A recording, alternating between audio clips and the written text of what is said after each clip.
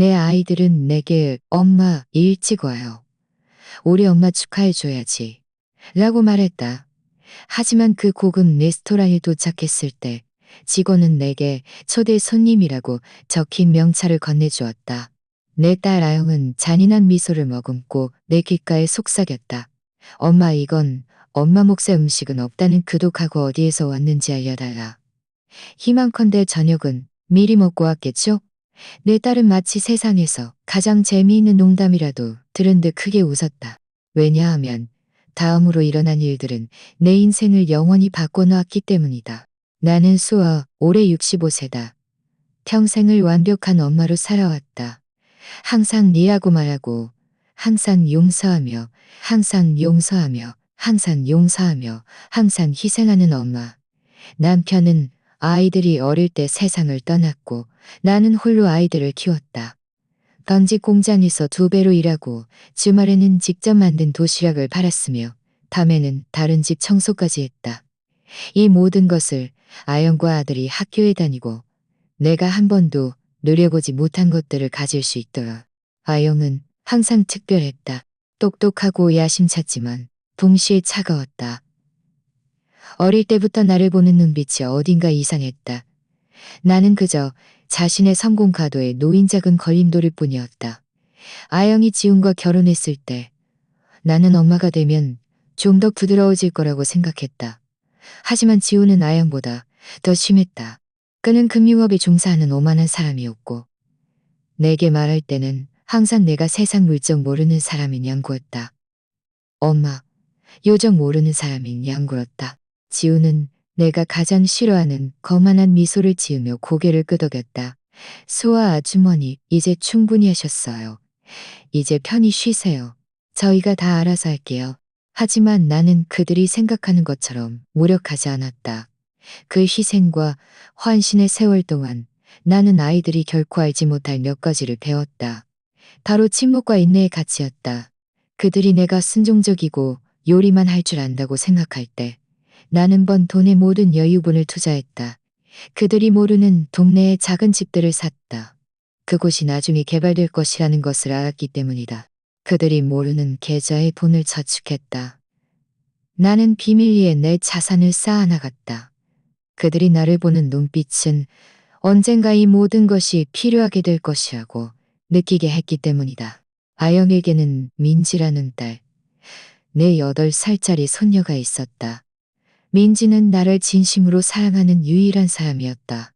내가 민지를 보러 갈 때마다 민지는 달려와 나를 안아주고는 작은 목소리로 속삭였다. 할머니, 엄마가 할머니 없을 때 할머니 욕해요. 그 말들은 내 마음을 아프게 했지만 동시에 앞으로 일어날 일들에 대한 마음의 준비를 하게 했다. 초대는 화요일에 왔다. 아영이 내게 전화를 걸었는데 목소리가 평소와 다르게 달콤했다. 엄마, 내일 저녁 식사에 초대하고 싶어요. 일찍 와요. 우리 엄마 축하해줘야지. 지훈이 전화 너머로 소리쳤다. 맞아요. 엄마, 드디어 제대로 축하할 때가 왔어요. 내 마음속에 한 줄기 희망이 피어올랐다. 어쩌면 수년이 지난 지금 내 아이들이 드디어 나를 소중히 여길지도 모른다. 나는 가장 예쁜 초록색 원피스를 입었다. 특별히 중요한 자리를 위해 아껴두었던 옷이었다. 머리를 정리하고 향수를 살짝 뿌렸다. 설레는 마음으로 레스토랑으로 향했다. 어쩌면 다가오는 내 생일을 위해 깜짝 파티를 준비했거나 아니면 수년간의 무관심에 대해 사과하고 싶을지도 모른다고 생각했다. 레스토랑에 도착했을 때, 와, 그런 고급스러운 곳은 난생 처음이었다. 반짝이는 유리잔, 새하얀 식탁보, 부드러운 음악. 나는 아이들이 이런 멋진 곳을 골라 나를 축하해 준다는 사실에 자랑스러웠다. 나는 주위를 둘러보다가 그들이 큰 테이블에 앉아 즐겁게 이야기하고 웃고 있는 것을 발견했다. 웃으며 다가갔지만 어딘가 이상한 기분이 들었다. 테이블에 다가가기도 전에 직원이 나를 막아섰다. 죄송합니다. 손님. 그는 어색한 미소를 지으며 말했다. 혹시 특별 초대 손님이신가요? 나는 네, 아영이 엄마입니다라고 말했다. 그러자 그는 내게 코팅된 명찰을 건네주었다. 거기에는 초대 손님이라고 적혀 있었다. 거기에는 초대 손님이라고 적혀 있었다. 이게 무슨 뜻이죠? 나는 어리둥절해서 물었다. 직원은 내 아이들이 있는 테이블을 흘끗 보더니 작은 목소리로 내게 말했다. 누군가에게 싸대기를 3개 맞은 것 같았다. 나는 그 테이블을 보았다. 아영은 입을 가리고 웃고 있었고 지우는 휴대폰으로 모든 것을 촬영하고 있었다.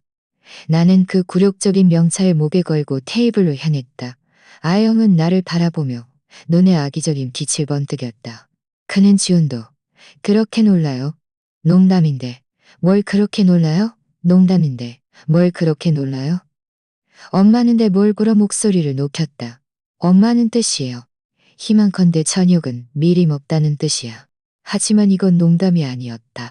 그들의 눈빛에서 나는 그들이 내가 모욕당하는 매 순간을 즐기고 있다는 것을 알 수 있었다. 나는 의자에 앉았다. 마치 왕실 연회에 온 거지 같았다. 아영과 지우는 아무렇지도 않게 저녁 식사를 계속하며 스테이크를 썰었다. 내 앞에는 물 한 잔뿐이었다.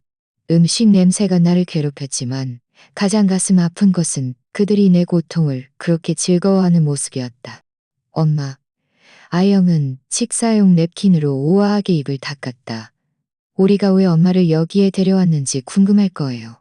그의 목소리에는 내가 익히 하는 차가움이 묻어 있었다. 그건 그가 나를 상처 입히려고 할 때마다 사용하는 어조였다. 지우는 먹으면서 고개를 끄덕였고 그의 눈에는 잔인한 흥미가 번득였다. 이런 거예요. 아영이 말을 이었다. 저랑 지훈 씨가 엄마의 미래에 대해 이야기했어요. 엄마는 벌써 65세인데 혼자 그 낡은 집에 살고 있잖아요. 솔직히 저희는 엄마가 스스로를 돌볼 수 없을까봐 걱정돼요.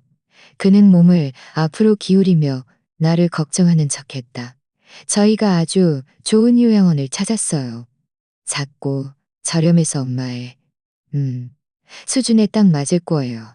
내 주위의 세상이 빙글빙글 돌기 시작했다. 지우는 포크를 내려놓고 내가 이미 혐오하게 된 웃음을 지으며 말했다. 엄마, 인생에서의 엄마의 임무는 이미 끝났어요. 아이들을 다 키웠으니 이제 엄마가 쉴 때예요. 저희가 모든 걸 처리할게요. 그는 서류 가방에서 서류 몇 장을 꺼내 내 앞으로 밀었다. 엄마는 이 서류들을 서명만 하면 돼요. 아주 간단해요. 나는 공포에 찔려 그 서류들을 바라보았다. 그건 재산양도 동의서와 위임장이었다. 기본적으로 나를 법적으로 빈털터리로 만들려는 것이었다. 내 집, 내 예금, 모든 것이 아영의 손으로 넘어갈 터였다. 엄마, 이건 다 엄마를 위한 거예요. 내 딸이 주장했다.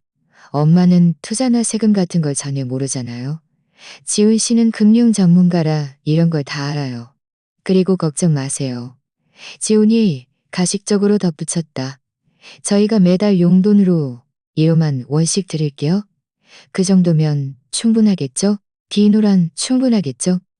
비누랑 치약 같은 거 살 돈이요. 아영은 깔깔 웃었다. 더 많은 돈은 필요 없을 거예요.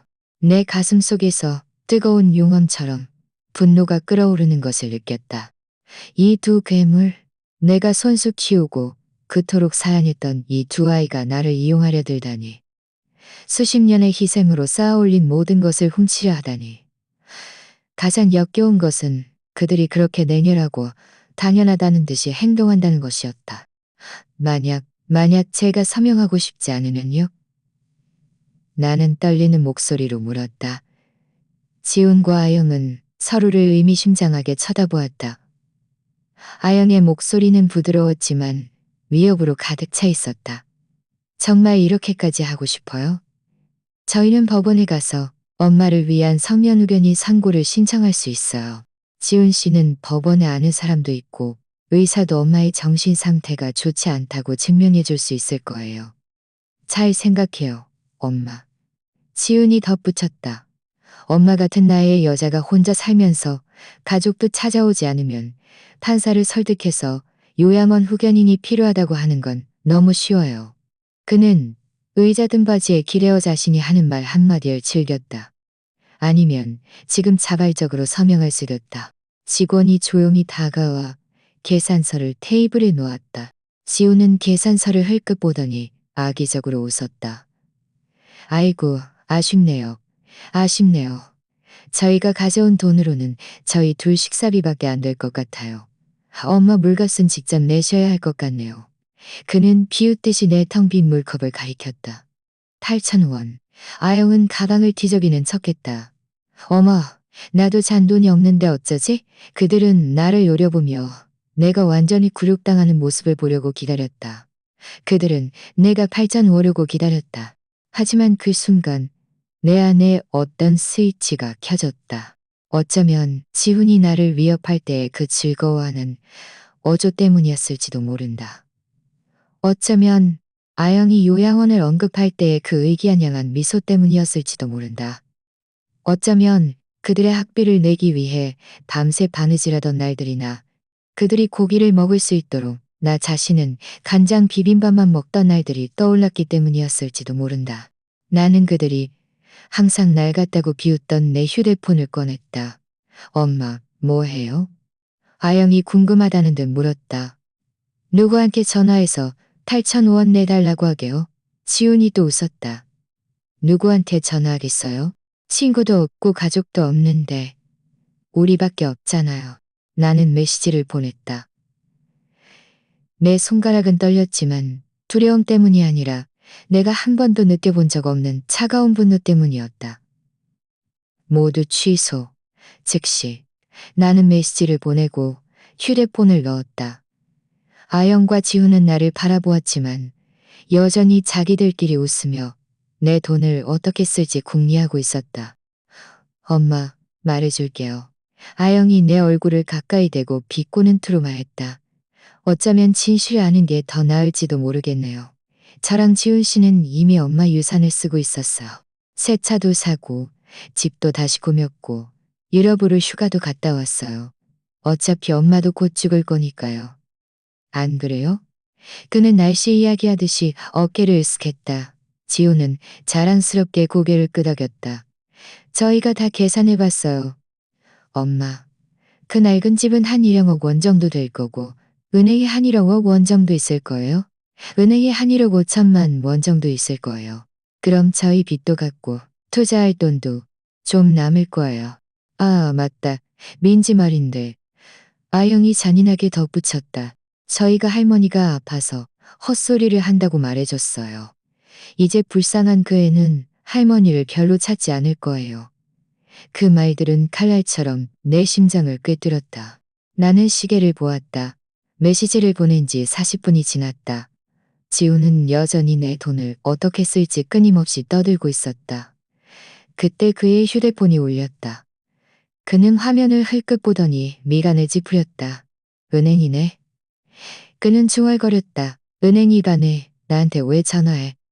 그는 자신감 넘치게 전화를 받았다. 여보세요. 지훈입니다. 그의 표정은 자신감에서 혼란으로 그리고 마침내 공포로 변해갔다. 뭐라고요? 동결이라니 그게 무슨 뜻이에요? 그의 목소리가 커지기 시작했다. 말도 안 돼. 난 그 계좌에 접근 권한이 있다고. 아영이 당황한 표정으로 그를 쳐다보았다. 지우는 전화를 끊고 즉시 다른 번호로 전화를 걸었다. 주택담보대출은행이었다. 그는 긴장해서 내게 설명했다. 두 번째 전화는 더 나빴다. 취소라고? 하지만 우리 방금 대출 연장했는데 누가 권한이 있다고? 그의 목소리가 떨렸다. 지훈의 휴대폰은 끊임없이 울렸다. 전화 한 통이 더 나쁜 소식을 가져왔다. 그의 신용카드가 정지되었고 그의 당좌 예금이 동결되었으며 그들이 새 차를 사는데 사용한 대출이 은행에 의해 즉시 취소되었다. 아영은 공포에 질려 그를 노려보았다. 지우는 필사적으로 무슨 일이 일어났는지 파악하려고 했다. 이건 분명 시스템 오류야. 시스템 오류야. 레스토랑의 다른 손님들의 시선이 그에게 쏠렸다. 몇 분 전만 해도 나를 위협하던 그 오만한 남자는 이제 잘못을 저지른 아이처럼 벌벌 떨며 식은땀을 흘리고 있었다. 아영은 가방을 움켜쥐고 신용카드를 꺼냈다. 내가 저녁값을 낼게요. 그는 침착함을 유지하려 했었지만 직원이 카드를 긁자 우리 모두에게 익숙한 끔찍한 소리가 기계에서 울려 퍼졌다. 거리 실패. 아영의 얼굴이 창백해졌다. 아마 기계에 문제가 있는 것 같아요. 다시 한번 시도해 보세요. 직원은 어색한 표정으로 3번 더 시도했지만 여전히 실패했다. 아영은 다른 카드를 꺼냈고 또 다른 카드를 꺼냈지만 모두 거절당했다. 지훈도 자신의 카드를 시도했지만 결과는 똑같았다. 그들은 이렇게 고급 레스토랑에서 6억만 원짜리 식사비도 지불할 수 없게 되었다. 엄마. 아영의 목소리가 울먹였다. 이 일, 엄마랑 관련 있는 거죠. 수년 만에 처음으로 그는 두려움에 찬, 거의 존경에 가까운 어조로 내게 말했다. 나는 그들의 눈을 바라보며 아주 작은 미소를 지었지만 그 미소만으로도 그들은 이 모든 것이 우연이 아니라는 것을 충분히 알 수 있었다. 내가? 나는 순진한 척 물었다. 나는 현대금융 같은 건 아무것도 모르는 무지한 늙은 할머니 아니니? 지훈은 분노와 공포가 뒤섞인 눈빛으로 나를 노려보았다.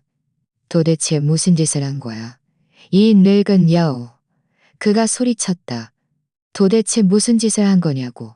직원이 긴장해서 다가왔다. 죄송합니다만 계산서는 어떻게 처리해 드릴까요? 아영과 지우는 서로를 절망적으로 바라보았다. 그들은 현금도 없었고 모든 카드가 정지되었으며 나는 여전히 목에 초대 손님 명찰을 걸고 조용히 앉아 있었다. 나는 그들이 평소 가장 무시하던 낡은 지갑을 꺼냈다. 그 안에서 정확히 8,000원을 꺼내 테이블에 놓았다. 이건 내 물값이에요. 나는 침착하게 말했다. 너희들 계산서 말인데? 아이고, 너희들은 금융 전문가 아니니? 분명 방법을 찾을 수 있을 거야. 나는 일어나 떠날 준비를 했다. 하지만 아영이 내 팔을 잡았다. 엄마, 우리를 여기 거래두고 갈 수 없어요. 그의 눈에는 공포에 질린 눈물이 가득했다. 우리는 엄마의 가족이잖아요. 지훈도 절망적으로 고개를 끄덕였다. 엄마, 제발요. 해결할 수 있어요. 나는 그 둘을 바라보았다. 방금 전 내 모든 것을 빼앗고 나를 요양원에 가두려던 이 두 사람. 가족이라고? 나는 나지막이 물었다. 매달 1호만 원 주고 치약 사라고 할 가족 말이야? 나는 아영의 손을 뿌리치고 출구로 향했다. 엄마, 잠깐만요. 아영이 내 뒤를 쫓아오며 소리쳤다. 농담이었어요. 설명할 수 있어요. 하지만 나는 이미 레스토랑을 나섰다. 내가 본 마지막 장면은 직원이 휴대폰으로 전화하고 있는 모습이었다. 아마도 매니저에게 6억만 원짜리 계산서를 처리해달라고 하는 것이리라. 나는 새 블록을 걸어 내가 자주 가는 골목 카페에 도착했다. 구석 자리에 앉아 따뜻한 코코아를 주문했다. 기다리는 동안 휴대폰이 울렸다. 내가 아는 번호였다. 김 변호사. 맞다. 나는 변호사가 있었다. 이건 내 사랑하는 아이들이 결코 알지 못할 사실이었다. 수아 씨, 김 변호사의 익숙한 목소리가 들려왔다. 다 처리됐습니다. 공동명의 계좌는 폐쇄되었고 신용카드는 모두 취소되었습니다. 당신 자산으로 담보 잡힌 대출도 즉시 처리되었습니다. 당신이 주요 담보인이었기 때문에 법적으로 언제든지 담보를 처리할 권리가 있었으니까요. 나는 따뜻한 코코아를 마시며 웃었다. 그럼 아영이 집은요? 내가 물었다. 엄밀히 말하면 그건 원래 당신 집이었죠. 수아 씨. 당신이 계약금을 냈고 공동 소유주였으니까요. 당신이 지분을 철회하면서 그들은 주택담보대출을 유지한 능력을 잃었습니다. 은행은 이미 법정 경매 절차를 시작했습니다. 김 변호사는 15년 동안 내 변호사였다. 첫 번째 저축으로 투자를 시작했을 때 그를 고용했다. 그는 매우 신중하고 똑똑한 사람이었고 나 같은 여자가 은밀한 법적 보호가 필요하다는 것을 완벽하게 이해했다. 수년 동안 그는 내 투자, 내 부동산, 그리고 내 비밀은행 계좌들을 처리해 주었다. 그럼 다음 단계로 진행하시겠습니까? 김 변호사가 물었다. 우리는 계획이 있었다. 내 가족이 나를 이용하려고 할 경우를 대비해 수년 전에 세워둔 계획이었다. 나는 내가 정말 그 계획을 사용하게 될 줄은 몰랐지만 어젯밤 레스토랑에서 일어난 일은 수년간의 내 준비가 옳았음을 증명했다. 아직요. 나는 말했다. 그들이 좀 더 고통스러워했으면 좋겠어요. 무력함이 뭔지 맛보게 해주고 싶어요. 김 변호사가 나지막이 웃었다. 수아 씨는 그들이 생각하는 것보다 훨씬 영리하시네요. 전화를 끊고 나서 나는 수년 동안 내가 순종적이고 모지한 엄마인 척했던 것을 떠올렸다. 그들이 내가 바느질이나 요리만 할 줄 안다고 생각할 때 나는 작지만 견고한 제국을 건설했다. 도심의 임대 수익을 받는 집 세 채, 20년 동안 꾸준히 성장한 투자 계좌, 그리고 어젯밤과 같은 일이 생기는 것을 막아줄 광범위한 변호사 네트워크까지. 내 휴대폰이 또 울렸다. 아영이었다. 레스토랑 전화로 걸려온 것이었다. 엄마. 그의 목소리는 쉬어 있었고 몇 시간 동안 울었음을 짐작게 했다. 제발 우리 좀 도와줘요. 저희가 돈을 낼 수가 없어요. 경찰을 부르려고 해요. 배경에서 지훈이 누군가에게 히스테리컬하게 소리치는 소리가 희미하게 들렸다. 아영아. 나는 침착하게 말했다. 1시간 전에 네가 나한테 했던 말 기억하니? 네가 그랬지. 내 인생에서의 내 임무는 이미 끝났고 이제 쉴 때라고. 전화 너머는 정적이었다. 그게 지금 내가 하려는 일이야. 나는 쉬러 갈 거야. 하지만 우리는 엄마의 가족이잖아요. 그가 소리쳤다. 엄마가 이렇게 우리를 버릴 수는 없어요. 그의 위선은 가스로웠다. 버린다고? 나는 단문했다. 너희가 나를 요양원에 버리고 한 달의 이루만 오원 주려고 했던 것처럼 말이야? 나는 전화를 끊고 전원을 껐다. 그날 밤 나는 지난 몇 년보다 훨씬 더 잘 잤다. 수십 년 만에 처음으로 아이들이 나를 어떻게 생각할지 걱정할 필요가 없었다.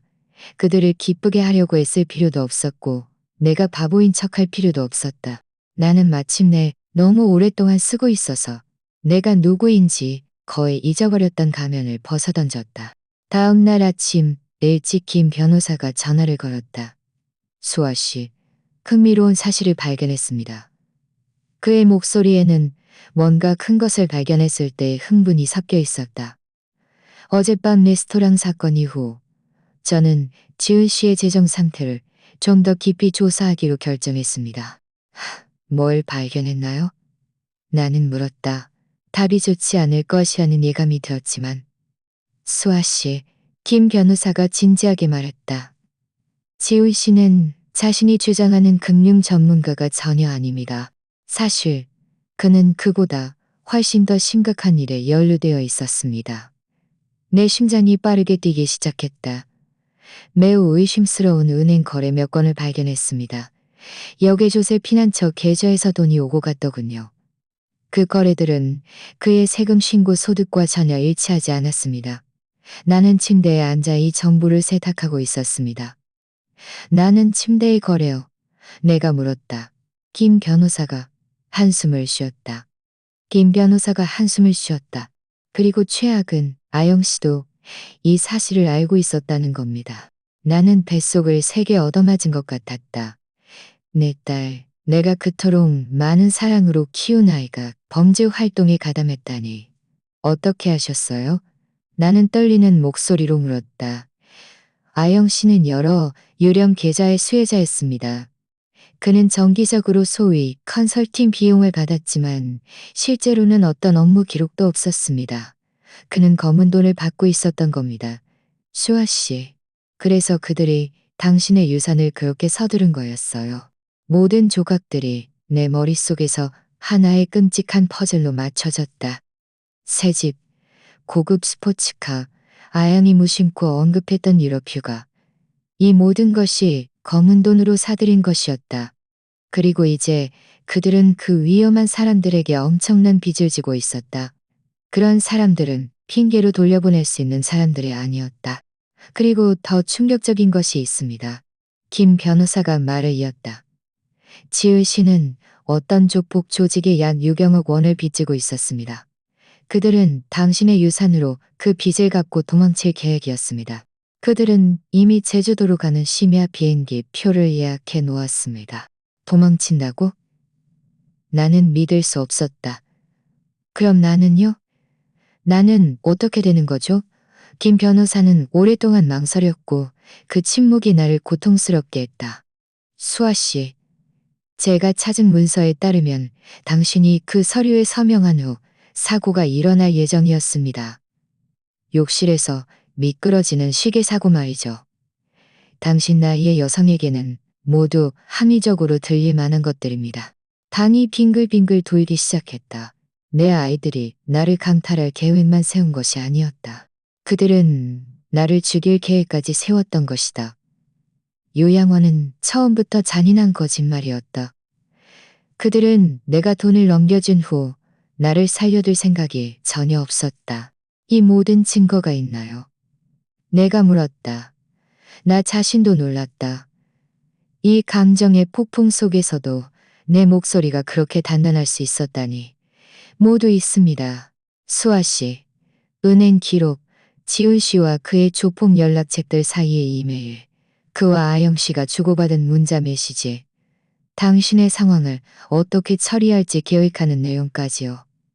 심지어 녹음도 있습니다. 녹음? 내 심장이 쿵 떨어졌다. 지훈 씨는 휴대폰을 아주 부주의하게 사용했습니다. 실수로 음성 메모가 켜져 있었죠. 제가 그와 아영 씨가 3일 전에 나눈 대화 전체를 가지고 있습니다. 어젯밤 당신을 어떻게 속일지, 그리고 일이 성사된 후 어떻게 할지 상세히 계획하는 내용입니다. 김 변호사는 파일을 내 휴대폰으로 전송했다. 나는 떨리는 손으로 재생 버튼을 눌렀다. 지훈의 목소리는 선명하고 차가웠다.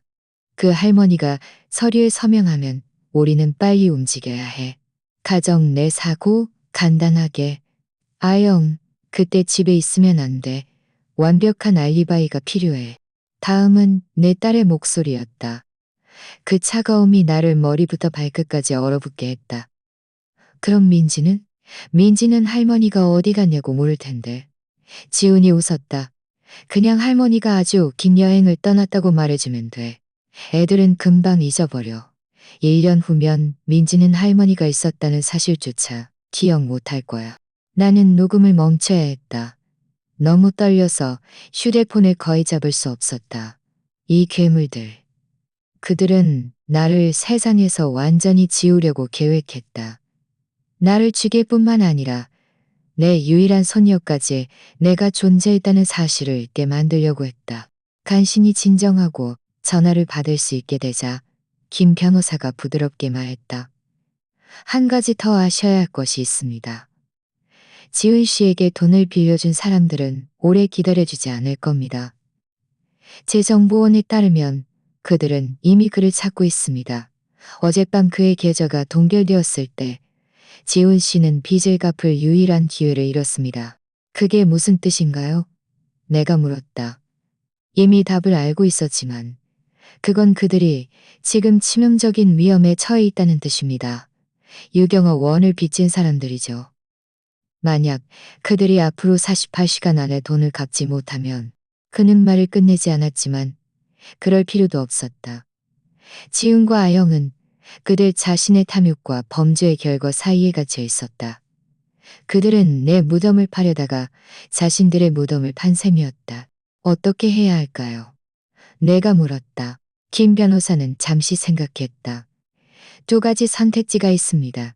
첫째, 우리는 즉시 모든 증거를 관련 기관, 즉 검찰청, 경찰, 국세청에 넘기는 겁니다. 우리가 가진 것으로 지훈 씨와 아영 씨는 최소 수십 년 동안 감옥에 갈 겁니다. 두 번째 선택은 우리가 기다리는 겁니다. 상황이 자연스럽게 전개되도록 두는 거죠. 지훈 씨는 지금 분명 미쳐 있을 겁니다. 그는 수단과 방법을 가리지 않고 돈을 구하려 할 것이고, 사람은 절망적일 때 항상 더 절망적인 일을 저지르니까요. 그는 말을 거기까지 했다. 나는 내가 들은 모든 것을 생각했다. 내 아이들은 나를 강탈하고 살해할 계획만 세운 것이 아니었다. 그들은 수년 동안 검은 돈으로 살고 있었다. 그들은 내가 정직한 노동으로 쌓아올린 모든 것을 더럽혔다. 김 변호사님, 나는 마침 내 입을 열었다. 한 가지 부탁이 있습니다. 무엇이든 말씀하세요. 수아 씨. 그 조폭 조직에 연락하세요. 전화 너머는 침묵했다. 죄송합니다만 잘못 들으신 게 아닙니다. 그들에게 지훈과 아영을 어디서 찾을 수 있는지 알려주세요. 수아 씨. 김 변호사의 목소리에는 걱정이 가득했다. 그렇게 하면 그들이 당신에게 하려던 일이 일어나시겠습니다. 나는 그를 가로막았다.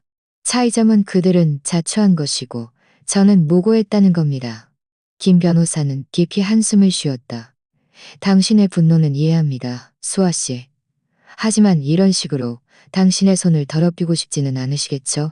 그의 질문은 나를 되돌아보게 했다. 내가 정말 그들과 같은 괴물이 되고 싶을까? 아니요. 나는 잠시 후 말했다. 당신 말이 맞아요. 하지만 우리가 할 수 있는 다른 일이 있어요. 무슨 생각이 있으신가요? 김 변호사가 물었다. 내 계획에 흥미를 느끼고 있다는 것을 알 수 있었다. 첫째, 민지는 완벽하게 보호되어야 합니다. 이 모든 일에서 민지는 무고해요. 부모의 죄 때문에 고통받아서는 안 돼요. 그건 이미 처리했습니다. 김 변호사가 말했다. 제가 가장 유능한 사립탐정을 24시간 아이를 감시하도록 보냈습니다. 무슨 일이 생기면 즉시 알 수 있을 겁니다. 나는 한숨을 쉬었다. 둘째, 그들의 남은 모든 개인 계좌도 동결했으면 좋겠어요. 껌 한 통도 살 수 없게 만들어버리세요. 알겠습니다. 셋째, 지훈에게 돈을 빌려준 조폭들에게 지훈이 그들을 배신하고 도망칠 계획이라는 것을 알려주세요. 돈을 갚을 생각도 없다는 것을요. 김 변호사가 나지막이 웃었다. 그거 좋은 방법이네요. 수아 씨, 그들을 공지에 몰아넣을 겁니다. 이제 그들은 도망칠 수 없어요. 하지만 그들도 머물러 있을 수 없어요. 빚 갚을 돈이 없으니까. 나는 차갑고 정확한 만족감을 느꼈다. 그들은 어젯밤 레스토랑에서 내가 느꼈던 것과 똑같은 맛을 보게 될 것이다. 완전히 갇히고, 완전히 모욕당하고, 완전히 무력해지는 맛을. 그날 오후 나는 수년 동안 하지 않았던 일을 하기로 결정했다. 민지의 초등학교에 그를 보러 가는 것이었다. 김 변호사는 아이가 잘 감시되고 있다고 확신했지만 나는 직접 그를 봐야 했다. 이 모든 것이 무엇을 위한 것인지 스스로에게 상기시켜야 했다. 나는 초등학교 밖에서 종이 울릴 때까지 기다렸다. 아이들은 평소처럼 쏟아져 나왔고 그리고 나는 그를 보았다. 내 8살짜리 민지. 분홍색 책가방을 메고 약간 흐트러진 머리 따은 머리. 그가 나를 보았을 때 그의 작은 얼굴이 환하게 밝아졌다. 그 표정은 내 마음을 아프게 했다. 할머니. 그가 소리치며 내게 달려왔다. 엄마가 할머니가 아파서 못 온다고 했어요. 나는 그를 꼭 안고 그의 머리카락에서 항상 맡을 수 있던 딸기 샴푸 향을 맡았다. 할머니 괜찮아. 아가. 내 작은 공주님은 잘 지냈니? 민지는 순진한 큰 눈으로 나를 바라보았다. 그 눈은 아영이 어렸을 때 탐욕과 악에 물들기 전에 아영을 항상 떠올리게 했다. 할머니, 엄마랑 아빠가 요즘 너무 이상해요. 민지가 말을 이었다. 어제는 밤늦게 집에 와서 계속 소리 지르고 엄마는 울었어요. 내 심장이 철렁했다. 무슨 말을 하던데, 아가? 민지가 어깨를 으쓱했다. 돈 얘기랑 할머니 얘기 좀 했어요. 아빠는 아주 나쁜 말을 했는데 차마 따라할 수가 없어요. 그리고 엄마는 계속 다 할머니 탓이야라고 했어요. 물론 내 탓이었다. 수년 동안 눈이 멀어 이 기생충들이 내 피를 빨아먹게 한 내 탓이었다. 나를 죽일 계획까지 세울 수 있는 그렇게 내열한 딸을 키워낸 내 탓이었다. 민지야. 나는 쭈그려 앉아 그의 눈높이를 맞췄다. 할머니 집에서 살고 싶니? 우리가 쿠키도 굽고 영화도 보고 공원에도 갈 수 있는데. 그의 눈이 반짝였다. 정말요? 하지만 엄마한테 먼저 물어봐야 하는데요. 걱정 마, 아아가. 할머니가 엄마한테 이미 말해뒀단다. 이건 거짓말이었지만 필요한 거짓말이었다. 나는 이 무고한 아이가 부모의 행동 결과로 상처받게 할 수 없었다. 나는 민지를 내 집으로 데려왔다. 내가 평생 살았던 진짜 집. 아영과 지훈이 내가 가진 전부라고 생각했던 그 작고 낡은 집이 아니었다. 내 진짜 집은 조용한 동네에 있는 2층짜리 단독주택이었다. 주택담보대출은 이미 다 갚았고 민지가 안전하게 뛰어놀 수 있는 뒷마당도 있었다. 민지가 뒷마당도 있었다. 민지가 뒷마당에서 놀고 있을 때 나는 김 변호사에게 전화했다. 아이가 저와 함께 있습니다. 그리고 우리 2친구에 대한 새로운 소식을 방금 받았습니다. 지훈 씨는 오늘 출근하지 않았습니다.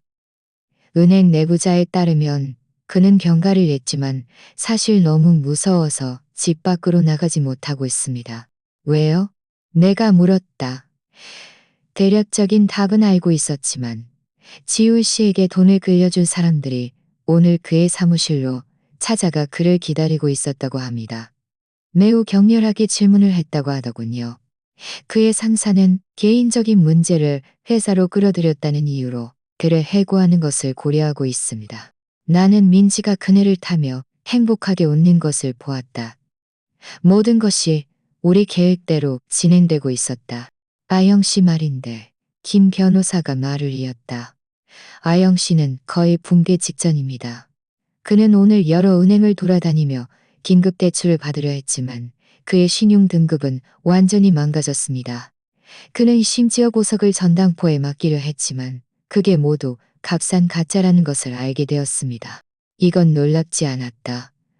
지우는 항상 허영심 많고 허세 부리는 사람이었다.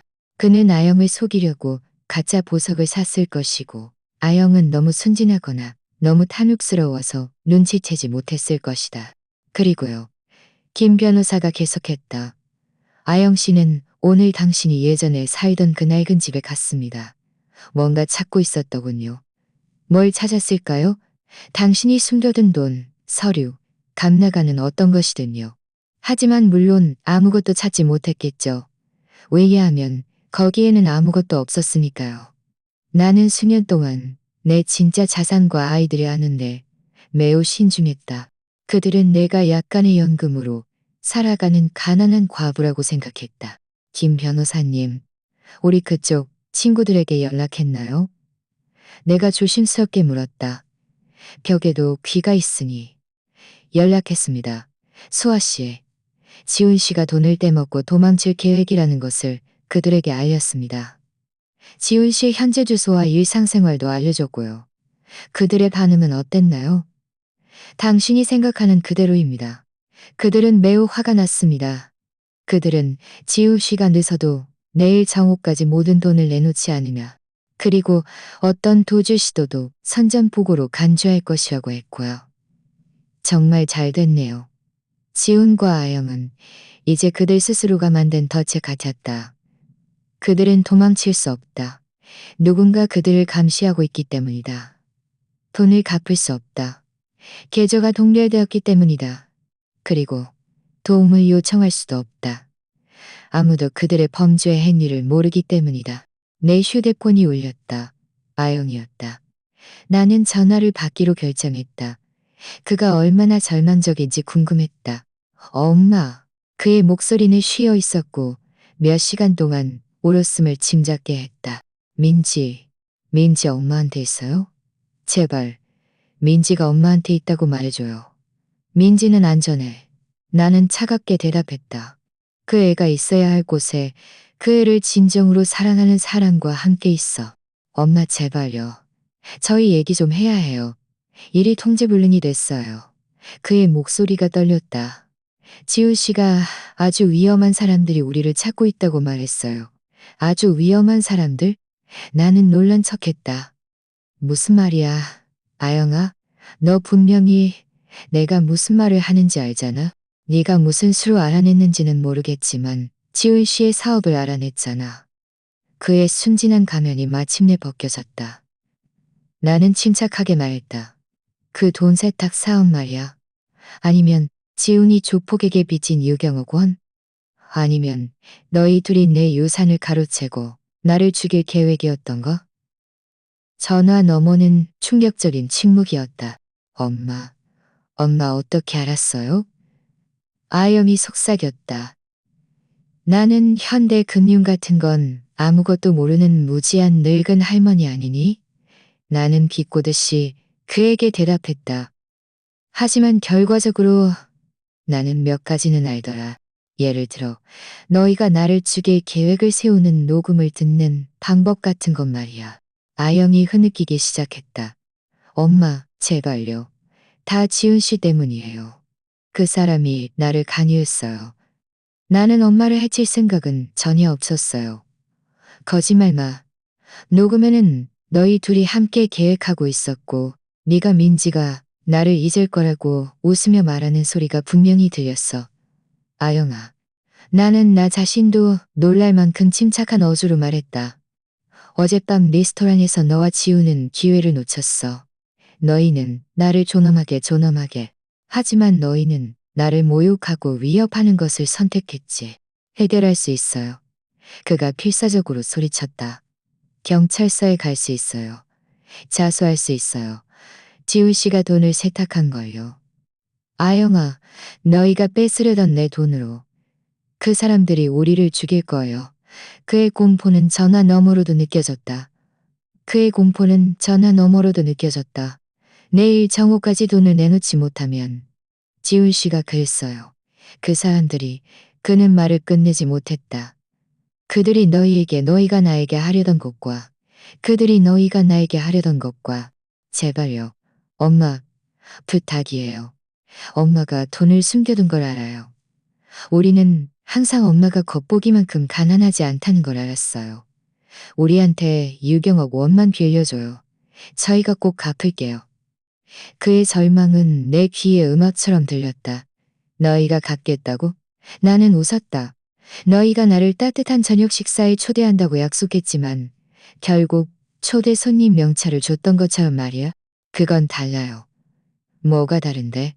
이번에는 우리가 도움이 필요하니까요. 나는 배경에서 지훈이 소리치는 것을 들었다. 그의 목소리는 공포와 히스테리로 가득 차 있었다. 아영아, 나는 말을 이었다. 내가 너에게 묻겠어. 만약 오늘 상황이 반대였다면? 만약 내가 너희에게 도움을 구하고 있었다면 너희는 어떻게 했을까? 또다시 길고 긴 침묵이 흘렀다.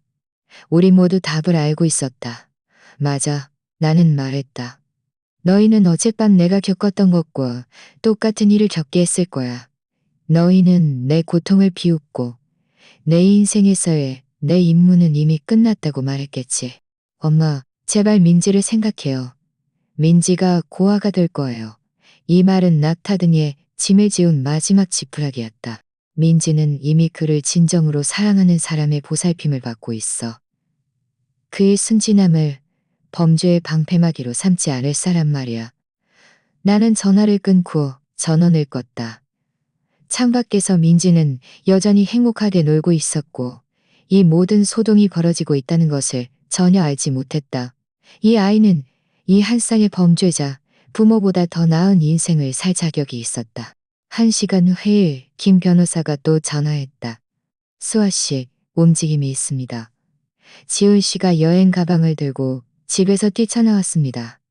제 사람들이 그를 뒤쫓고 있습니다. 도망치려는 걸지도 모릅니다.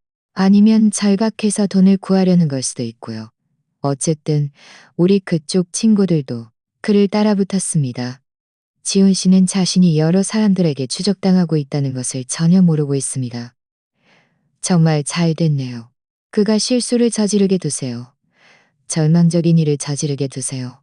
걸망적인 일을 저지르게 두세요. 그가 스스로 자신의 퇴로를 끊게 하세요. 그가 스스로 자신의 퇴로를 끊게 하세요.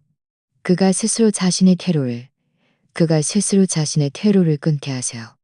그래서 민지가 내게 있는 것이고 그날 밤 민지는 손님 방에서 편안하게 잠들었다. 하지만 내 휴대폰은 끊임없이 울렸다. 모르는 번호에서 걸려오는 전화, 절망적인 문자 메시지, 심지어 영상 통화까지 모두 아영과 지훈이었다. 점점 더 히스테리컬해지고 점점 더 두려워하는 그들. 나는 그중 한 통을 받기로 결정했다. 그들이 얼마나 비참한지 들어보기 위해서였다. 지훈 씨.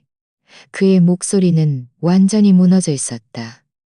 엄마, 수아 아주머니, 제발 제 말을 들어주세요. 저희가 끔찍한 짓을 한 건 알지만 저희가 지금 어떤 상황인지 모르실 거예요. 나는 듣고 있어. 지훈. 나는 차갑게 말했다.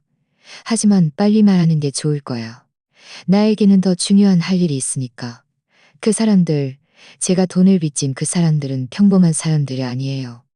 그들은 이 지역 전체의 마약 거래를 장악한 갱단이에요. 만약 제가 내일까지 돈을 갚지 못하면, 그래, 알아. 나는 그를 가로막았다. 그들이 너희를 죽일 거야. 너와 아영이 나를 죽이려고 계획했던 것처럼 말이야. 그건 달라요. 그가 소리쳤다. 엄마는 늙었고 이미 살 만큼 살았어요. 우리는 아직 젊고 미래가 있다고요. 그의 뻔뻔함에 나는 할 말을 잃었다. 이런 절망적인 순간, 목숨을 구걸하는 순간에도 지우는 여전히 내 목숨이 자신의 목숨보다 가치 없다고 생각했다. 지훈 씨, 나는 차가운 평정심으로 말했다. 방금 그 말은 당신이 이 모든 것을 겪을 자격이 있다는 것을 증명하는 거야. 죽게 내버려 둘 수는 없잖아요. 그가 애원했다. 민지를 생각해요. 민지가 필요한 건 범죄를 저지르지 않을 엄마야. 나는 그에게 대답했다. 돈 때문에 살인을 계획할 그런 엄마가 아니라고. 다 줄게요. 지훈이 소리쳤다. 집, 차, 우리가 가진 모든 것. 저희가 이 나라를 탈출할 수 있게만 도와주세요. 나는 웃었다. 너희가 가진 모든 것이라고 지훈. 너는 아무것도 없어. 집은 내 돈으로 담보 잡힌 것이고 차는 돈 세탁으로 산 것이며 아영이 보석은 가짜야. 너는 아무것도 가지고 있지 않아. 전화 너머의 침묵은 그가 마침내 자신의 처지를 깨달았다는 것을 말해주었다. 그리고 나는 말을 이었다. 너희가 내 죽음을 계획하는 대화를 녹음한 두 사람을 내가 도울 거라고 정말 생각하니? 그 녹음을 들었어요? 그의 목소리가 완전히 무너졌다. 모든 단어요. 지훈. 너희가 나를 어떻게 죽일지, 민지가 나를 어떻게 잊게 만들지 계획했던 모든 단어들. 모든 세부 사항. 그리고 내가 죽은 후에 내 돈을 어떻게 쓸지 계획했던 것까지. 지훈이 울기 시작했다. 큰 남자가 아이처럼 흐느꼈다. 제발요. 지훈 씨. 나는 나지막이 말했다. 너와 아영이 영원히 이해하지 못한 한 가지가 있어. 존중은 절망적인 애원으로 얻을 수 있는 것이 아니고 사랑은 텅 빈 약속으로 되돌릴 수 있는 것이 아니야. 그리고 신뢰는 너희처럼 완전히 깨져버리면 다시는 고칠 수 없어. 그럼 도대체 뭘 원하는 거예요? 그가 소리쳤다. 우리가 죽는 걸 보고 싶어요? 민지가 엄마 없이 자라게 하고 싶어요? 내가 원하는 건 나는 천천히 말했다. 너희가 어젯밤 레스토랑에서 내가 느꼈던 맛을 확실히 느끼는 거야. 무력함, 굴욕감, 그리고 가장 신뢰하는 사람에게 배신당하는 기분. 나는 전화를 끊고 전원을 껐다. 하지만 내 평정심은 오래가지 않았다. 20분 후 나는 집 밖에서 소동을 들었다. 창밖을 보니 아영의 차가 길가에 서 있었다. 그와 지우는 내 집 문 앞에서 낮은 목소리로 다투고 있었다. 나는 즉시 김 변호사에게 전화했다. 그들이 여기 있어요. 나는 목소리를 낮춰 말했다. 우리 집 문 앞에요. 제 사람들이 2분 안에 도착할 겁니다. 그가 나를 안심시켰다. 그들이 무기를 가지고 있나요? 초인종이 울렸다. 그리고 또 울렸다. 이어서 그들은 문을 두드리기 시작했다. 엄마. 아영이 소리쳤다. 안에 있는 거 알아요. 굴빛 봤어요. 우리 얘기 좀 해야 해요. 그의 목소리에는 히스테리가 섞여 있어 나를 매우 긴장하게 했다. 지훈도 따라 소리쳤다. 수아 아주머니, 저희는 민지를 데려가려고 하는 것뿐이에요. 우리 딸을 돌려줘요. 거짓말이었다. 만약 그들이 정말 민지를 아꼈다면 처음부터 그를 이런 범죄의 세계에 노출시키지 않았을 것이다. 문을 두드리는 소리가 점점 거세졌다. 문 열어. 지훈이 소리쳤다. 우리가 엄마가 돈 있는 거 알아요. 우리가 엄마가 수년 동안 우리를 속인 거 알아요. 그의 목소리는 더욱 공격적이고 절망적으로 변했다. 나는 조용히 위층으로 올라가 민지가 여전히 자고 있는지 확인했다. 다행히 아이는 깊이 잠들어 깨지 않았다. 나는 아래층으로 내려와 조심스럽게 커튼 틈으로 밖을 내다보았다. 지우는 덫에 갇힌 야수처럼 왔다 갔다 하며 전화에 대고 소리쳤다. 그의 몸짓은 완전히 정신붕괴 직전의 사람이었다.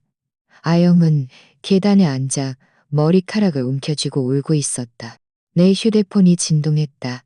김 변호사로부터 온 문자 메시지였다. 제 사람들이 이미 위치했습니다. 하지만 상황이 있습니다. 다른 사람들도 도착했습니다. 모자란 사람들이 탄 차량 세대가 근처 골목에 주차되어 있습니다. 그들이 기다리고 있습니다. 내 피가 식어버렸다. 지훈에게 돈을 빌려준 족복들이 내가 사는 곳을 찾아낸 것이다. 그들은 아마 지훈과 아영을 따라온 것이리라. 내 집, 민지와 내가 직접 만든 안전한 피난처가 이제 위험한 인물들에게 둘러싸였다. 김 변호사가 또 문자 메시지를 보냈다. 밖에 나가지 마십시오. 더 이상 불을 켜지 마십시오. 경찰에 신고하고 있습니다. 하지만 나는 경찰이 제때 도착하지 못할 수도 있다는 것을 알았다. 그리고 지우는 그 절망적인 상태에서 민지의 안전을 위협할 어떤 어리석은 짓을 저지를 수도 있었다. 무장한 범죄자들이 내 손녀가 자고 있는 집 근처에 나타난다는 것은 결코 무시할 수 없는 일이었다. 나는 결정을 내렸다. 김 변호사가 내게 알려준 긴급 전화를 걸었다. 코드레드. 나는 간단히 말했다. 접수했습니다. 김 변호사가 대답했다. 3분 후에 도착합니다. 코드레드는 극단적인 비상 상황에 대처하기 위한 우리 계획이었다. 김 변호사는 검찰청 고위 관계자들과 아는 사이였고 그들은 지역 경찰보다 더 빠르고 강력하게 대응할 수 있었다. 이것은 우리가 모든 패를 한 번에 공개해야 한다는 것을 의미하기도 했다.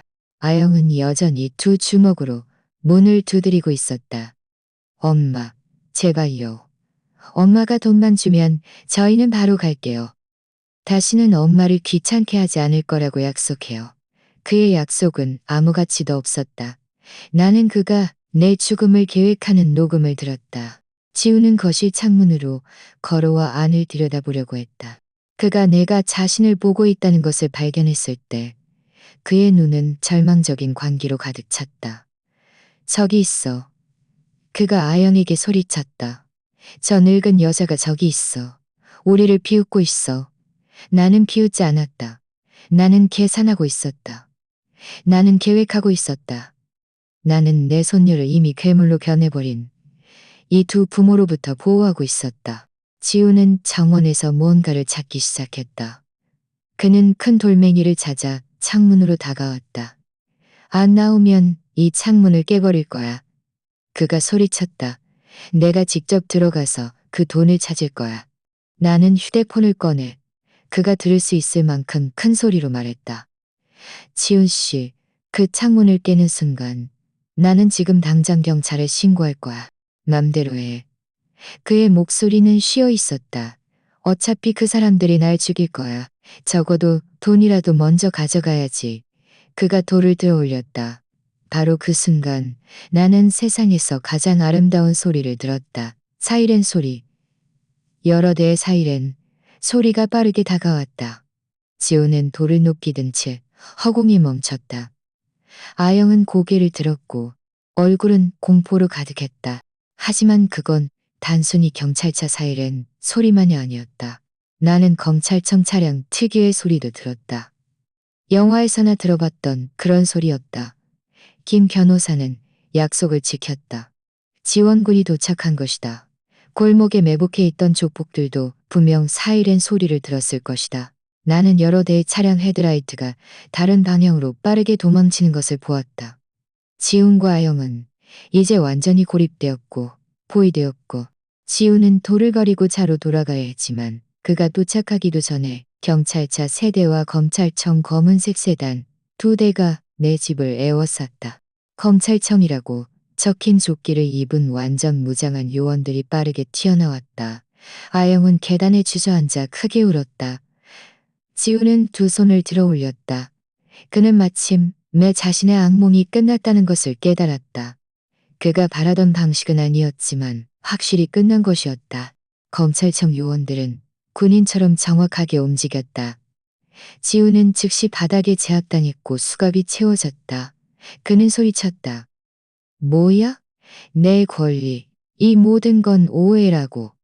아영은 아마 민지를 찾으러 가려던 것 같았지만 첫 계단을 밟자마자 제지당했다. 엄마, 수갑을 찬 아영이 소리쳤다. 빨리 저 사람들한테 오해라고 말해줘요. 우리가 엄마 가족이라고 말해줘요. 하지만 나는 그저 창문 뒤에 조용히 서서 나를 살해할 계획을 세웠던 이 2 사람이 마침내 정의에 붙잡히는 것을 지켜보았다. 한 검찰청 요원이 다가와 문을 두드렸다. 그는 매우 엄숙해 보이는 중년 남성이었다. 그는 자신을 황 형사라고 소개했다. 수아 씨이십니까? 저는 검찰청에서 나왔습니다. 당신의 변호사가 범죄 활동에 대한 증거를 제공하며 저희에게 연락했습니다. 괜찮으십니까? 나는 천천히 문을 열었다. 네, 괜찮아요. 형사님. 제 소녀가 위층에서 자고 있어요. 좀 조용히 해주실 수 있나요? 그는 정중하게 고개를 끄덕였다. 물론입니다. 손님, 저희는 여기에 아이가 있다는 것을 알고 있습니다. 밖에서는 지훈이 여전히 소리 지르고 있었다. 이건 박해예요. 저 늙은 여자가 우리를 함정에 빠뜨린 거라고요. 그의 말은 그들의 성격에 대해 이미 알고 있던 정보를 요원들에게 확인시켜줄 뿐이었다. 아영은 완전히 반대였다. 그는 완전한 충격에 빠져 있었다. 그는 경찰차 뒷좌석에 앉아 텅 빈 눈으로 앞을 응시하고 있었다. 수아 씨, 황 형사가 말을 이었다. 당신의 변호사가 돈 세탁, 살인 음모, 그리고 공모에 대한 방대한 증거를 제공했습니다. 이 증거들이 모두 사실임을 확인해 주실 수 있겠습니까? 한마디도 빠짐없이요. 나는 단호하게 대답했다. 원본 녹음 파일, 은행 서류, 모든 것을 가지고 있습니다. 형사가 고개를 끄덕였다. 저희는 나중에 당신의 완전한 증언이 필요하겠지만 그건 내일까지 기다릴 수 있습니다. 지금은 먼저 현장을 봉쇄하고 아이의 안전을 보호해야 합니다. 그는 민지가 자고 있는 위층을 올려다보았다. 그는 민지가 자고 있는 위층을 알고 있습니까? 돈이나 범죄, 돈이나 범죄, 돈이나 부모의 활동을 알고 있습니까? 나는 그에게 확신시켰다. 민지는 평범한 아이입니다. 그래야 아이에게 더 쉬울 겁니다. 20분 후 김 변호사가 도착했고 아동 사건을 전담하는 사회복지사도 함께 왔다. 그 여성은 친절하고 전문적이었으며 민지가 깨어나 부모가 체포된 것을 알게 될 때 필요한 바로 그런 사람이었다. 수아 씨, 김 변호사가 나지막이 내게 말했다. 이 일은 아주 커졌습니다. 엄청나게 커졌어요. 지훈 씨는 단순한 돈 세탁범이 아니었습니다. 그는 국제범죄 조직의 일원이었습니다. 검찰청은 이 조직을 3년 동안 추적해왔습니다. 그게 무슨 뜻인가요? 내가 물었다. 그건 지훈 씨와 아영 씨가 매우 심각한 형사 고발에 직면해 있다는 뜻입니다. 돈 세탁, 공모, 살인 음모. 우리가 말하는 형량은 최소 20년에서 30년입니다.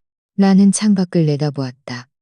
지우는 여전히 경찰차 옆에서 신문을 받고 있었다. 그의 오만함은 사라졌다. 이제 그는 그저 자신의 행동의 결과를 마침내 이해하게 된 것에 질린 남자일 뿐이었다. 그럼 아영은요? 내가 물었다. 아영 씨의 상황은 특히 나쁩니다. 김 변호사가 대답했다. 돈 세탁 공범 외에도 당신에 대한 살인 계획에 적극적으로 참여했다는 명확한 증거가 있습니다. 그건 살인 미수 중죄입니다. 사회복지사가 다가왔다. 수아 씨, 민지의 임시 후견권에 대해 논의해야 합니다. 부모의 법적 문제를 처리하는 동안 민지의 임시 후견인이 되어 주시겠습니까? 물론입니다. 나는 주저없이 대답했다. 민지는 제 손녀입니다.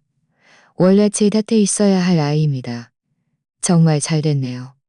내일 정식 절차를 받겠지만 오늘 밤 민지는 당신과 함께 지낼 수 있습니다. 새벽 2시쯤 그들은 마침내 지훈과 아영을 데려갔다. 떠나기 전 아영은 마지막으로 필사적인 말을 외쳤다. 엄마, 제발 민지를 돌봐줘요. 우리가 민지를 사랑한다고 말해줘요. 이 모든 것은 너무 늦었다. 지우는 완전히 달랐다. 그는 내게 소리쳤다.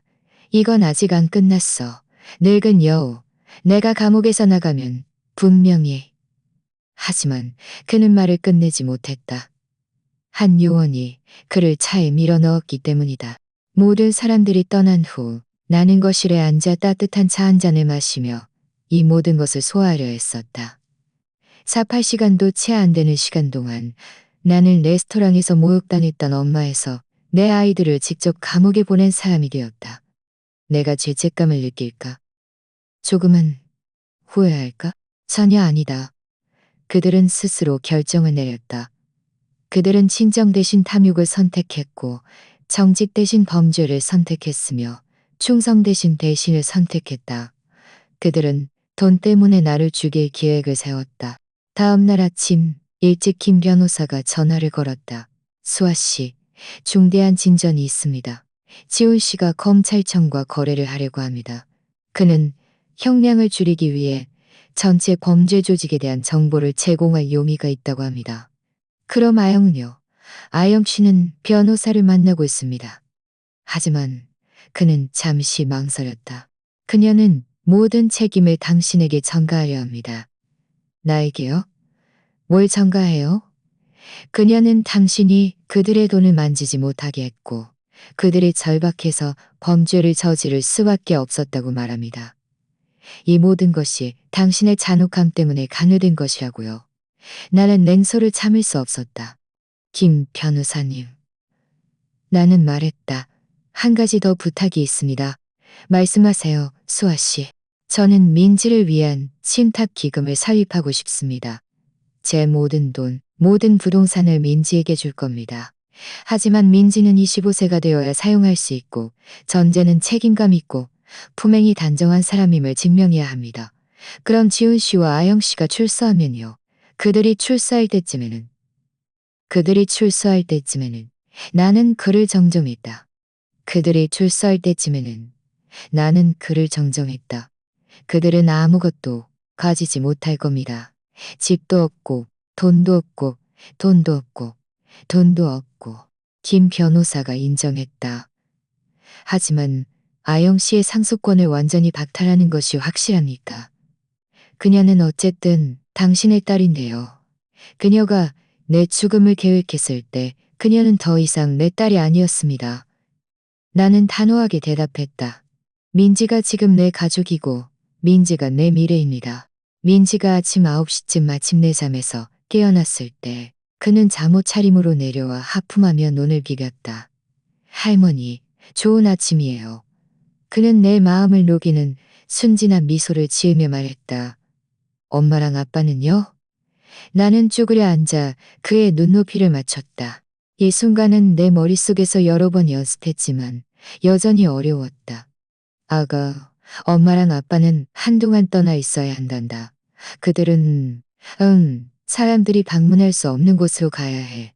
아빠가 출장 간 것처럼요. 조금 비슷하단다. 아가, 하지만 아주 긴 여행이 될 거야. 아주 긴 여행이 될 거야.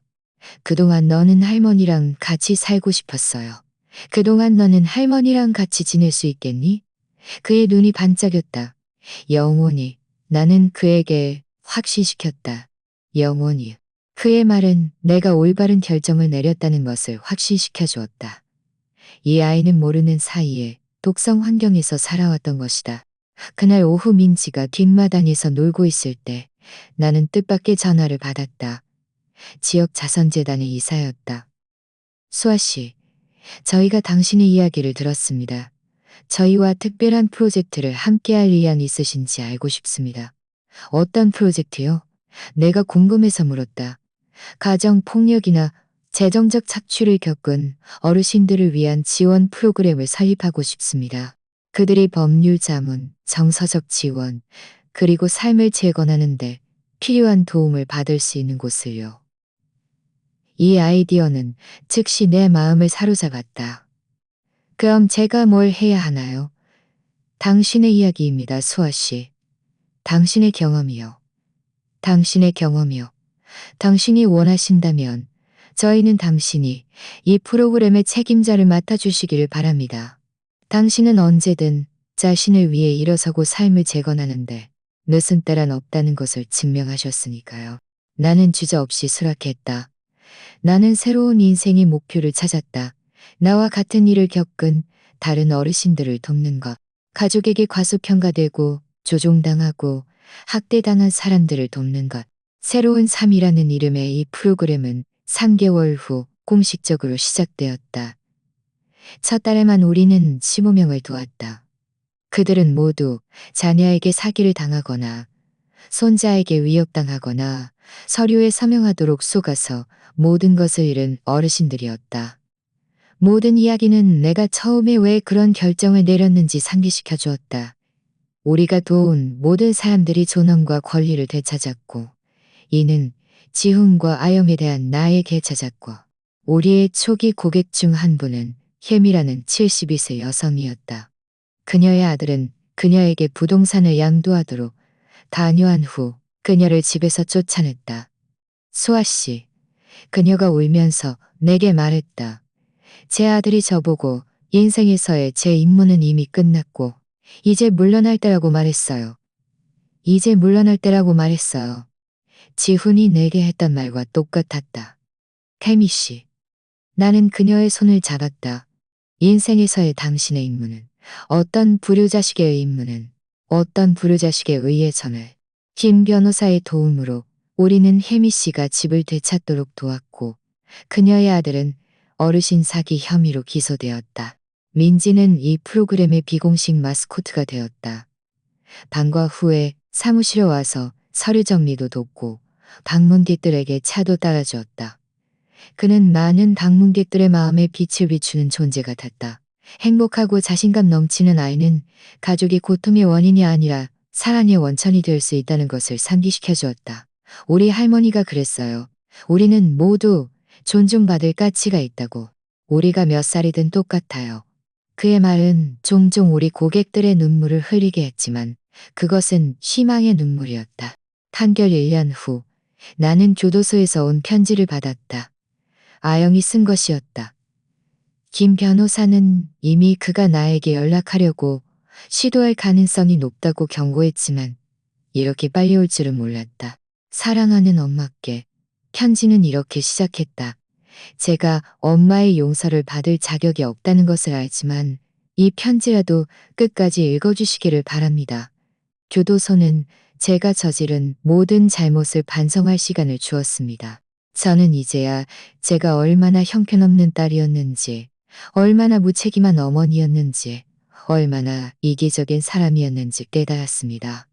나는 계속해서 읽었다. 이것이 진심 어린 참회인지 아니면 또 다른 조종인지 궁금했다. 지훈 씨는 제가 잘못된 일들을 많이 하도록 설득했지만 그건 핑계가 될 수 없어요. 그건 핑계가 될 수 없어요. 제간 핑계가 될 설득했지만 그건 핑계가 될 수 없어요. 제가 스스로 결정을 내렸습니다. 저는 친정 대신 담육을 선택했고 정직했고 엄마의 용서를 바라지 않습니다. 제가 다시 민지의 삶의 일부가 되기를 바라지 않습니다. 저는 단지 제가 저지른 상처를 마침내 이해했다는 것을 엄마가 알아주시기를 바랍니다. 그리고 저는 매일 그 죄책감 속에서 살아가고 있습니다. 나는 편지를 2번 읽었다. 그리고 서랍에 넣어두었다. 어쩌면 진심이었을지도 모른다. 어쩌면 또 다른 연극일지도 모른다. 중요하지 않았다. 상처는 이미 입혔고 결정은 이미 내려졌으며 결과는 이미 확정되었다. 지훈도 편지를 보냈지만 나는 보지도 않고 버렸다. 나는 내 죽음을 계획하는 대화를 녹음하고 체포될 때 나를 늙은 여우라고 욕했던 남자에게는 어떤 흥미도 없었다. 2년 후 민지는 10살이 되었다. 우리는 뒷마당에서 파티를 열어 그의 학교 친구들을 초대했고 우리가 함께 만든 삶을 축하했다. 나는 민지가 친구들과 행복하게 웃고 노는 모습을 보며 지훈과 아영을 잃은 후 우리가 얻은 모든 것을 생각했다. 평화, 안전, 진실한 사랑, 상호 존중. 조종이 아닌 정직 위에 세워진 관계. 할머니. 그날 밤 내가 그에게 이불을 덮어줄 때 그가 내게 물었다. 엄마랑 아빠가 있는 그곳에서 잘 지내고 있을까요? 이것은 언젠가 올 것이라고 알고 있던 질문이었다. 할머니 생각에는 그들이 배우고 있을 거야, 아가. 모든 결정에는 결과가 따른다는 것을 배우고 있는 거지. 그럼 제가 언젠가 그들을 보고 싶어 할까요? 그럼 제가 언젠가 그들을 보고 싶어 할까요? 네가 존받을 가치가 있다는 것을, 네가 존중받을 가치가 있다는 것을, 네가 존모님이 어떤 살아서 부모님이 어떤 사람이었고 무슨 일을 했는지 완전히 이해할 수 있을 때 네가 스스로 결정하렴. 할머니가 가르쳐줬잖아요. 내가 새로운 삶을 운영한 지 5년째 되는 해. 우리는 200년이 넘는 어르신들이 그들의 권리, 재산, 존엄을 되찾도록 도왔다. 우리 프로그램은 세계 도시로 확장되었고 다른 지역에서도 유사한 프로그램을 설립하도록 영감을 주었다. 지역 신문 기자가 내 이야기에 대한 특집 기사를 쓰고 싶어 했다. 인터뷰에서 그는 내게 물었다. 수아 씨, 당신은 자녀들에게 그렇게 모질게 대했던 것을, 저는 그들에게 더 일찍 모질게 대하지 않았던 것을 후회할 뿐입니다. 만약 제가 처음부터 경계를 분명히 했다면 아마 그들은 범죄의 길로 그렇게 멀리 가지 않았을 겁니다. 그럼 가족에게 학대당하는 다른 어르신들에게 무엇을 말씀하고 싶으십니까? 저는 그들에게 이렇게 말할 겁니다. 당신을 요구하는 데는 결코입니다. 당신의 나이가 당신을 덜 가치 있게 만들지 않습니다. 가족에 대한 당신의 사랑이 당신이 학대를 용인해야. 민지는 이제 13세가 되었고 김 변호사처럼 변호사가 되어 소외된 사람들을 돕기로 결심했다. 할아버지, 할머니들을 보호하고 싶어요. 할머니가 저를 보호해 준 것처럼요. 그는 내게 이렇게 설명했다. 내 70세 생일 전날 밤 민지는 내게 자신이 쓴 편지를 주었다. 사랑하는 할머니께. 편지에는 이렇게 적혀 있었다. 제가 얼마나 나쁜 삶을 살고 있었는지, 좋은 삶을 경험하기 전까지는 몰랐던 그 삶에서 저를 구해주셔서 감사합니다. 진정한 사랑은 상처 주지 않고 위협하지 않으며 조종하지 않는다는 것을 가르쳐 주셔서 감사합니다. 단함이 잔인함을 의미하지 않고 친절함이 약함을 의미하지 않는다는 것을 알게 해주셔서 감사합니다. 편지의 끝은 이랬다. 제가 잘하면 할머니처럼 용감하고 똑똑하며 아무리 어렵더라도 옳은 일을 위해 싸울 준비가 된 사람이 되고 싶어요. 그날 밤 내가 이 모든 것을 되돌아볼 때 나는 깨달았다. 가장 완벽한 복수는 지훈과 아영을 감옥에 보낸 것이 아니었다. 가장 완벽한 복수는 사랑과 목표와 기쁨으로 가득 찬 삶을 건설하여 그들의 부재가 상실이 아니라 축복이 되게 하는 것이었다. 그리고 내 이야기를 들은 당신은 어떤가요? 당신도 이와 같은 불공평을 겪은 적이 있나요? 당신도 사랑하는 사람들을 보호하기 위해 어려운 결정을 내려야 했던 적이 있나요? 댓글로 당신의 이야기를 들려주세요. 어쩌면 누군가가 자신의 이야기를 들려주세요. 어쩌면 누군가가 자신을 위해 일어설 힘을 찾는다 영감을 줄 수도 있습니다. 왜냐하면 결국 제가 배운 가장 치밀한 중요한 교훈은 그 누구도 심지어 당신의 가족이라 할지라도 당신의 가족 경가하도록 허용해서는 때로는 가장 사랑스러운 행동은 더 이상은 안 되라고 말하고 결과가 어떻든 자신의 입장을 고수하는 것입니다. 그 끔찍한 레스토랑 사건이 발생한 지 5년 후 나는 새로운 상사무실에 앉아 이번 달의 사건들을 검토하고 있었다. 나는 75세가 되었고 내 경험은 여전하지만 이제 전례 없는 추진력을 얻었다. 나는 매일 나와 같은 일을 겪은 사람들을 도울 수 있다. 민지는 이제 18세가 되었고 전교 1등으로 고등학교를 졸업할 예정이다. 그는 국립대학교 전액 장학금을 받고 법학과에 진학할 준비를 하고 있다. 그의 입학 에세이 제목은 진정한 사랑은 보호라는 것을 가르쳐준 여인이었다. 그 글을 읽었을 때 나는 1시간 동안 자랑스럽게 울었다. 오늘 아침 나는 뜻밖의 전화를 받았다. 아영이 수감된 교도소 소장이었다. 소아 씨, 따님이 지난 6개월 동안 면회를 신청했습니다. 여러 상담 프로그램을 이수했고 교도소 심리사는 그녀가 진심으로 뉘우치고 있다고 말했습니다. 5년간의 침묵 끝에 아영을 만나러 가야 한다는 생각에 나는 마음이 복잡했다. 어떤 프로그램을 이수했나요? 인격조종 치료, 가정폭력 수업, 개인 책임 프로그램입니다. 그는 또한 그를 모르는 다른 수감자들을 가르치는 자원봉사도 하고 있습니다. 어쩌면 이번에는 정말일지도 모른다. 어쩌면 5년간의 수감 생활이 한때 내 죽음을 계획했던 그 여인을 변화시켰을지도 모른다. 생각해 보겠습니다. 나는 소장에게 말했다. 다음 주에 답을 드리겠습니다. 그날 오후 민지와 함께 저녁 식사를 준비하면서 나는 그에게 이 전화에 대해 이야기했다.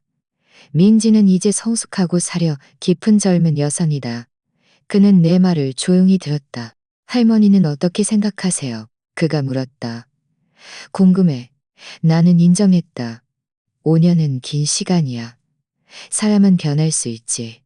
하지만 어떤 사람들은 더 교묘하게 조종하는 방법을 배울 뿐이라는 것도 알아. 민지는 의미심장하게 고개를 끄덕였다. 그럼 우리가 같이 가는 건 어때요? 화해를 위해서가 아니라 그 잔의 마침표를 찍기 위해서요. 이 제안에 나는 약간 놀랐다. 나는 약간 놀랐다. 네가 네 엄마를 보고 싶어 하니. 그리고 그에게 제가 지금 어떤 사람인지 알려주고 싶어요. 그의 영향 없이 자란 성인이 된 저를요. 일주일 후 나와 민지는 교도소로 차를 몰고 갔다. 회색빛의 억압적인 건물이었고 주변은 철조망과 감시탑으로 둘러싸여 있었다. 면회실에서 기다리는 동안 나는 다른 가족들을 관찰했다. 어떤 이들은 희망에 차 있었고 어떤 이들은 체념한 표정이었다. 아영이 나왔을 때 나는 그를 거의 알아보지 못했다. 그는 많이 야위었고 머리카락은 완전히 휘어졌으며 안경을 쓰고 있었다. 하지만 가장 충격적인 것은 그의 표정이었다. 그의 얼굴에는 더 이상 그 특유의 오만함이 없었다. 그는 겸손해 보였다. 엄마. 그가 우리 앞에 앉자 흐느꼈다. 민지. 그가 자신의 딸을 보았을 때 눈물이 흘러내렸다. 너 정말 예쁘게 자랐구나. 민지는 마치 희한 표본을 연구하듯이 거의 과학적인 호기심으로 그를 바라보았다. 안녕하세요, 아영 씨. 나는 일부러 그의 이름을 불렀고 딸이라고 부르지 않았다. 교도소 소장님 말씀으로는 수업을 몇 가지 들었다던데요. 제가 당신들에게 한 일에 대해 제가 왜 그렇게 오랫동안 눈이 멀었는지에 대해서요. 그럼 뭘 배웠나요? 민지가 물었다. 그의 성숙함에 나는 자랑스러웠다. 아영은 깊이 한숨을 쉬었다. 제 탐욕의 피해자는 당신들만이 아니라는 것을 배웠습니다. 저 자신도 피해자였습니다. 저는 더 많이 소유하고 싶었고 인상 깊은 사람이 되고 싶었고 감당할 수 없는 삶을 살고 싶었습니다. 그럼 지우는요? 내가 물었다. 아직 그를 탓하고 있나요? 제가 스스로 결정을 내렸습니다. 저는 돈을 선택했고 가족을 버렸습니다. 저는 당신의 죽음을 계획하는 데 참여했습니다. 그 단어를 그는 어린아이 말처럼 말했다. 민지가 몸을 앞으로 기울였다. 할머니를 해치려고 계획할 때 기분이 어땠어요? 이것은 매우 직설적이고 잔인한 질문이었다. 아영은 얼굴을 손으로 가렸다. 아무 느낌도 없었습니다. 아무것도 느끼지 못했습니다. 그게 제가 지금 가장 두려워하는 부분입니다. 제가 그렇게 끔찍한 일을 계획할 수 있었는데도 죄책감을 전혀 느끼지 못했다는 것이요. 그럼 지금은요? 민지가 끈질기게 물었다. 지금은 모든 것을 느낍니다. 아영이 대답했다. 죄책감, 제가 거의 저지를 뻔한 일에 대한 공포. 하지만 동시에 감사하기도 합니다. 제가 성공하지 못해서 감사하고 당신들 모두가 살아있고 안전해서 감사합니다. 나는 그의 다른 범죄들, 돈 세탁, 그리고 그의 첫 남편에 대해 물었다. 그는 모든 것을 인정했다. 그의 첫 결혼은 돈 때문이었다. 남편이 그의 사치스러운 생활을 발견하고 이혼을 위협했을 때 그와 지훈은 함께 그의 차를 고장냈다고 했다. 탐욕 때문에 살인을 저지른 괴물들이여. 그럼 민지는요? 그는 자신의 딸에게로 시선을 돌렸다. 만약 네가 언젠가 우리의 길을 막았다면 너도 다음 차례였을까? 민지는 침착하게 말했다. 저는 할머니가 여러모로 제 목숨을 구해줬다는 것을 알아요. 그가 대답했다. 육체적으로 뿐만 아니라 감정적으로도요. 할머니는 저에게 진정한 사랑이 무엇인지 가르쳐 주셨어요. 2시간 후 우리는 떠날 준비를 했다. 다시 올 건가요? 아영이 희망에 차서 물었다. 나와 민지는 서로를 쳐다보았다. 아니요. 나는 단호하게 말했다. 이번 만남은 이 장을 끝내기 위한 것이지 새로운 장을 시작하기 위한 것이 아닙니다. 아영이 말했다. 그리고 이번에는 그가 진심으로 들렸다. 저는 단지 제가 매일 당신들의 용서를 받을 자격이 있는 사람이 되기 위해 노력하고 있다는 것을 알려주고 싶었습니다. 비록 제가 영원히 용서받지 못한다 할지라도요. 돌아오는 길에 민지는 1시간 내내 조용했다. 그가 마침내 입을 열었다. 저는 그를 보러 간 것이 정말 다행이라고 생각해요. 왜? 왜냐하면 할머니가 가장 올바른 결정을 내렸다는 것을 증명해줬기 때문이에요. 오늘 우리가 본 그 여인은 제 엄마가 아니었어요. 할머니가 제 엄마예요. 할머니. 그날 밤 나는 이번 만남을 되돌아보며 아영을 만난 것이 예상치 못한 방식으로 나를 해방시켰다는 것을 깨달았다.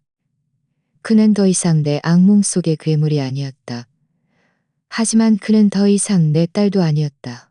그는 단지 끔찍한 결정을 내렸고 이제 그 결과를 감당하고 있는 여인이었다.